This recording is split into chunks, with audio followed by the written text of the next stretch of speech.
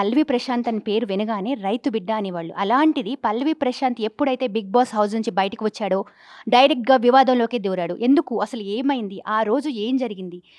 అసలు మెయిన్ చెప్పాలి అనంటే 'బిగ్ బాస్' హౌస్‌కి కానీ, ఆర్టీసీకి గానీ ఎటువంటి సంబంధం లేదు. అలాంటిది ఆర్టీసీ వరకు ఏం జరిగింది? ఎందుకు వాళ్ళ అద్దాలు పగిలిపోయాయి? ఇవన్నీ వాటి గురించి క్లుప్తంగా తెలుసుకోవడానికి మనం ఆర్ఎం సర్ కుష్ట్రోసా ఖాన్ దగ్గర ఉన్నాము. సార్ వాళ్ళ మాటల్లో మనం అడిగి మరి విషయాలు తెలుసుకుందాం. నమస్తే సార్. నమస్తే. సార్ చెప్పండి అసలు ఏం జరిగింది ఆ రోజు నైటు? ఎందుకు అద్దాలు, బస్ అద్దాలు అసలు ఎన్ని పగిలాయి? ఏమైంది? మాకున్న ఇన్ఫర్మేషన్ ప్రకారం 17th అండ్ 18th మధ్యరాత్రి Bigg Boss competition final results వచ్చే వరకు చాలామంది బయట ఏంటంటే స్టూడియో బయట ఉన్నారు, ఫ్యాన్స్ అన్నారు, సమ్ డిఫరెంట్ కాంపిటీటర్స్ ఉంటారు, వాళ్ళ ఫ్యాన్స్ ఉండొచ్చు. So all of a sudden some incident జరిగింది. ఆ ఇన్సిడెంట్లో ఏంటంటే మా 6 బస్సులు డ్యామేజ్ అయినాయి. హెచ్యూ డిపోకు సంబంధించినవి 4, రాణిగంజ్ డిపోకు సంబంధించినవి 2 బస్సులు డ్యామేజ్ అయినాయి. అవి కాకుండా ఏదైనా వేరే షాప్స్కు దానికి అయినట్టయితే మాకు ఇన్ఫర్మేషన్ లేదు. మేబీ తర్వాత పోలీస్ వాళ్ళకు ఉండొచ్చు ఇన్ఫర్మేషన్. నెక్స్ట్ ఇమీడియట్లీ మేము కంప్లైంట్ అంటే ఆర్టీసీ ద్వారా సీఎం డ్రైవర్ ద్వారానే ఆర్టీసీ కంప్లైంట్ ఇప్పించడం జరిగింది. సో ఎఫ్ఐఆర్ కూడా దర్జ్ అయింది. ఇకపోతే ఈ that is for criminal part. Civil part ఏంటంటే because our property is damaged. ఆ ప్రాపర్టీ డ్యామేజ్ రికవరీ కోసం దానికి ఎగ్జంప్లరీగా ఉండాలి. ఎందుకంటే here it is not private property, it is public property. RTC is run with public money, not our personal money. Okay, so ఇది ఏంటంటే it's almost like we are also an instrumentality of the state. So it's basically an affront on the state itself.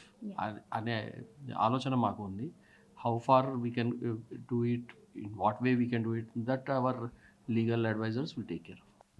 Sir అసలు యాక్చువల్‌గా జరిగింది ఏంటనంటే, ఆ రోజు జరిగింది ఇలా మీరు కంప్లెయింట్ ఇచ్చారు అన్నారు కదా! అసలు కంప్లెయింట్ ఎవరి మీద ఇచ్చారు? ఇది పల్లవి ప్రశాంతా? లేకుంటే ఫ్యాన్స్ మీద ఇచ్చారా? బికాజ్ అసలు కంప్లెయింట్ ఎవరి మీద ఇచ్చారు అనేది ఒక క్వెషన్‌గా మారిపోయింది. మేము ఆ రోజు ఇన్సిడెంట్ కాగానే ఏంటంటే we don't know who is that person. ఎందుకంటే మా డ్రైవర్కి ఏం తెలుసమ్మా, ఇప్పుడు నా బండి ఉంది, డ్రైవ్ చేస్తున్నాను, సంబడి హ్యాస్ థ్రోన్ స్టోన్స్, నా బండి డ్యామేజ్ అయింది. డ్యామేజ్ అయినప్పుడు as a driver, as a custodian of that vehicle, ఆయన ఏం చేస్తాడు, నియరెస్ట్ పోలీస్ స్టేషన్కి వెళ్ళి నాకు నా బండి మీద రాళ్ళు విసిరారు, డ్యామేజ్ అయింది, సర్వీస్ క్యాన్సిల్ అయింది, లేకపోతే ట్రిప్ డిలే అయింది అని చెప్పడం జరుగుతుంది. As at the time stone thrower అనే ఎవడు ఉంటాడో ఆయన అసలు మాబ్లో ఉన్నప్పుడు ఎగ్జాక్ట్లీ చెప్పలేము. రెండోది ఏంటంటే వెల్ నోటెడ్ పర్సన్ ఉంటే as any driver or conductor కానీ ఈవెన్ నేను కూడా ఫలానా పర్సన్ XYZ అని చెప్పగలుగుతాం. మాబ్లో ఉన్న మెంబర్స్ని they are all we can maybe at the most we can recognise their faces or get information from the CCTV తప్ప వాళ్ళ పేర్లు మాకు తెలియదు. So as of that date it was unknown పర్సన్సే అని పెట్టడం జరిగింది. పోలీస్ ఇన్వెస్టిగేషన్లో పేర్లు బయటకు వస్తాయి. అయితే ఇదే కోడ్‌లో చూస్తూ ఉంటే దీన్ని ఏం చేస్తున్నారు అంటే, అసలు పల్లవి ప్రశాంత్ ఫ్యాన్సే ఎందుకై ఉంటారు? మేబీ దానికి కాంపిటీషన్‌గా రన్నర్ అప్‌గా ఉన్నారు కదా! వాళ్ళు చేయొచ్చు కదా! ఎందుకు ఓన్లీ పల్లవి ప్రశాంత్‌ని మాత్రమే అరెస్ట్ చేశారు, రిమాండ్‌కి తరలించారు అనే క్వెషన్ రైజ్ అవుతుంది sir. That is a matter of investigation and action based on that investigation by police officials. Corporation cannot say anything about it. So మరి మీకు అయిన లాస్ ఎంతుండొచ్చు సార్? అప్రాక్స్ 6 బస్సులన్నారు. అండ్ ఒక బస్ డ్రైవర్‌కి స్లైట్‌గా దెబ్బ తగిలింది అనేది ఆ రోజు చూసాము అన్నారు. Damages are of two types. ఒకటేమో డైరెక్ట్ డ్యామేజ్, రెండోది ఏంటంటే derived damage because of that. నా బండి డ్యామేజ్ అయినప్పుడు ఆ ప్రాపర్టీ అంటే దాన్ని పెట్టిన గ్లాసు కానీ షట్టర్స్ కానీ అల్యూమినియం ఏదైనా బ్రేక్ అయితే that material is lost, that much worth is of money is lost. But ఆ బండికి మేము అలాగే ఐడిల్ పెట్టలేము. We have to send it back service ఈ రిపేర్ చేయడానికి ఏంటంటే ఆ రోజు ఒక రోజు కానీ 2 రోజులు కానీ depending on the availability of material and availability of labour bus ఆగిపోతుంది డిపోలో.